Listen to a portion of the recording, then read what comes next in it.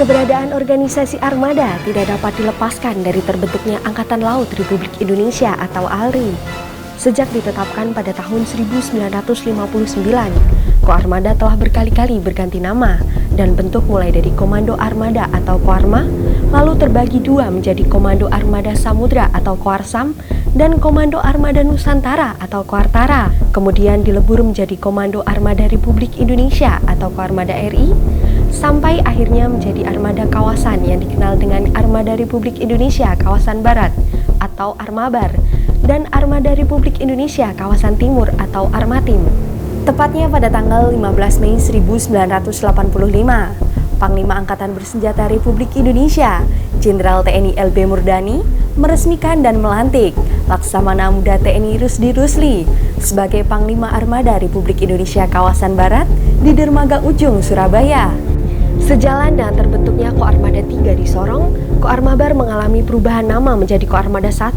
Selanjutnya berubah status dari Kotama TNI Angkatan Laut menjadi Komando Pelaksana Operasi dan Pembinaan di bawah Komando Armada Republik Indonesia yang dibentuk berdasarkan Perpres 66 tahun 2019. Selama berdirinya, 36 Panglima telah memimpin Kotama TNI Angkatan Laut yang berkedudukan di Jakarta ini.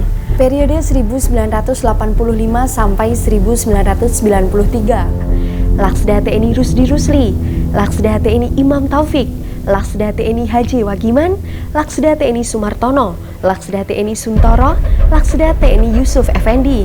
Sebagai Kotama baru yang berkedudukan di Jakarta, Koarmabar pada dekade pertama melakukan pembangunan sarana dan prasarana penunjang organisasi. Bermarkas awal di bekas kantor Mabal, Koarmabar hanya memiliki 8 kapal patroli kelas Sibarau, hibah dari pemerintah Australia, dan 1 kapal bantu KRI Balikpapan yang merupakan alih bina dari Komando Lintas Laut Militer atau Kolin Lamil. Periode 1994 sampai dengan 2003, Laksda TNI Suratmin, Laksda TNI Arif Kusharyadi, Laksda TNI Widodo AS, Laksda TNI Ahmad Sucipto, Laksda TNI Mujito, Laksda TNI Indroko Sastro Wiryono, Laksda TNI Siputu Ardana, Laksda TNI Sumarjono, Laksda TNI Joko Sumaryono, Laksda TNI Mualimin Santoso. Pada periode ini, Koarmabar kedatangan 8 kapal perang jenis Parsim Ekstreman Timur kelas Patimura dan juga kembali mendapat hibah dari pemerintah Australia, 1 kapal patroli kelas Sibarau yang diberi nama KRI Tengiri 865. Pada periode ini juga ditandai dengan adanya uji coba perubahan warna cat lambung KRI tipe Parsim menjadi doreng.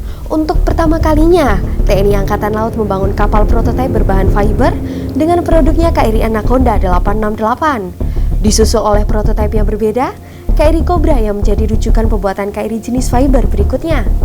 Periode 2004 sampai dengan 2013, Laksda TNI Didik Heru Purnomo, Laksda TNI Edi Purdiatno, Laksda TNI Mohkas Sidik, Laksda TNI Muryono, Laksda TNI Agus Suhartono, Laksda TNI Suparno, Laksda TNI Marsetio, Laksda TNI Haribowo, Laksda TNI Didit Herdiawan, Laksda TNI Sadiman, Laksda TNI Arif Rudianto.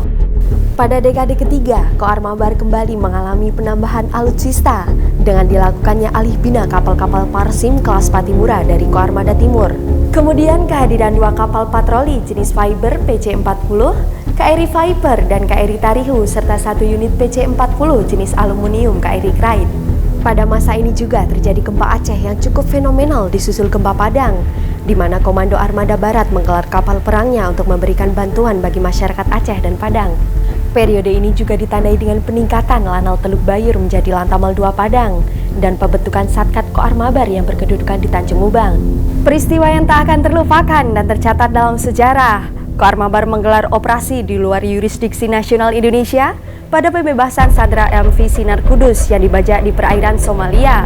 Periode 2014 sampai dengan 2022, Laksda TNI Ing Ari Atmaja, Laksda TNI Widodo, Laksda TNI Ahmad Taufik, Laksda TNI Siwi Sukma Aji, Laksda TNI Aan Kurnia, Laksda TNI Yudo Margono, Laksda TNI Muhammad Ali, Laksda TNI Ahmadi Heri Purwono, Laksda TNI Abdul Rasidka, Laksda TNI Arsyad Abdullah.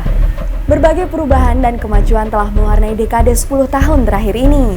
Mulai dari pembentukan Lanal Nias, Lanal Ketapang, peningkatan Lanal Pontianak menjadi Lantamal 12, alih bina KRI jenis Fiber menjadi KAL di Lantamal jajaran Koarmada 1, likuidasi Satrol Armada, Satkamla Lantamal, dan pembentukan Spotmar Armada, Spotmar Lantamal, serta Satrol Lantamal.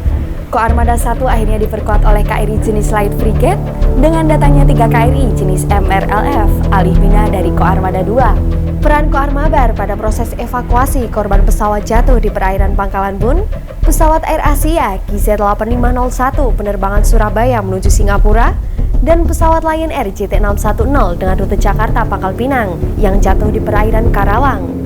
Pandemi COVID-19 yang melanda bangsa ini menyeret Koarmada 1 untuk berperan aktif membantu pemerintah dalam upaya pemulihan dan penanganan pandemi melalui program serbuan vaksin, penyiapan rumah sakit, dan karantina warga terdampak. Pada era ini juga Koarmada 1 menggelar uji coba penembakan rudal C705 dari KRI Celuri dan Kujang dan berhasil menenggelamkan ex-KRI Balikpapan sebagai kapal bersejarah bagi Koarmada 1. Peristiwa penting lainnya juga adalah untuk pertama kalinya digelar latihan multilateral Arnex yang menghadirkan kapal perang Rusia, latihan gabungan bersama terbesar Super Garuda Shield, dan latihan bersama Indonesia Vietnam. Dan yang tidak kalah penting adalah Koarmada 1 memasuki babak sejarah baru dengan rencana relokasi Mako ke Tanjung Pinang, Kepulauan Riau. Gorawira, Matia Jala, Satria Perkasa di tengah samudra.